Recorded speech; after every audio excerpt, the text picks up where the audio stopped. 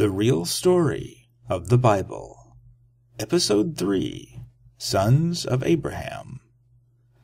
Formidable warrior against his enemies, worshipper of Yahweh, and father of two peoples, Abraham was renowned as a man of justice and unquestioning obedience to his God.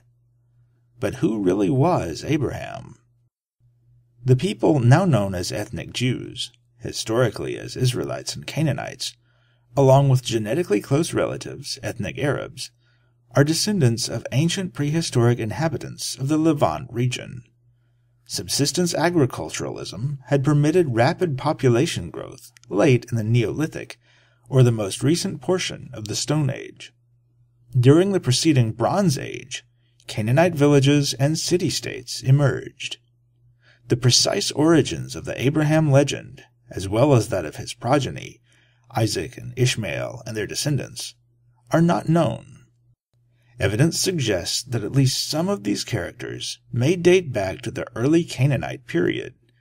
It is likely that the various stories associated with Abraham have differing origins, melded together over time into the story of one legendary man.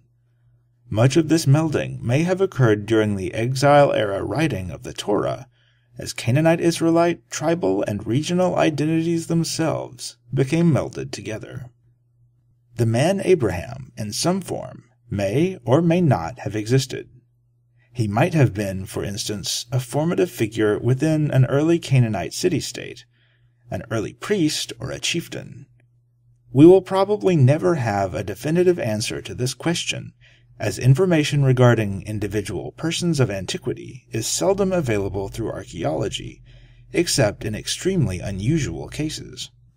Joseph, great-grandson to Abraham, not the New Testament Joseph, may be just such an unusual case, in that at least part of his history appears to contain elements of the life of a legendary, but quite real historical Egyptian priest, architect, physician, and mystic, known as Imhotep. Even in this case, however, the character would be a combination of borrowed history and legend, mixed with other traditions, and made into an Israelite mythology. Surprisingly, Joseph, unlike his forefathers, was likely intentionally created by exile-era scribes as a first step in their growing out-of-Egypt Israelite pseudo-history. Those scribes, familiar with the Egyptian legend, may have fabricated Joseph to contain pieces of Imhotep to lend some historical credence to his character.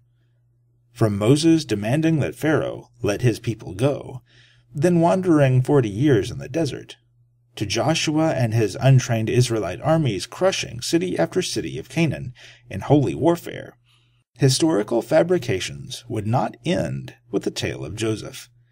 Eventually, however, real Israelite history would begin to trickle back into the Bible. It is in the tales of the kingdom of Judah that a greater level of historical accuracy seems to have entered into the narrative. No known evidence exists for King Saul, Israel's first king. This, however, does not disprove the existence of Saul, and his biblical successor, King David, did in fact exist. Likely he was a regional warlord in his early years. He may have greatly expanded his empire and probably waged warfare against neighboring Philistines, as is claimed in the Bible. Evidence also suggests that it was during his rule that some subject Canaanites began to move away from idolatry and adopt some dietary restrictions, such as refusal to eat pork. King David's son, Solomon, likely also existed, and may have indeed built a temple to Yahweh. Due to the sacred nature of the Temple Mount, both to Jews and Muslims, little archaeological work can be performed at that site. Therefore, verification of Solomon's temple is unlikely any time within the near future. Questions regarding the legendary grandness of such a temple, if it indeed existed, will also go unanswered.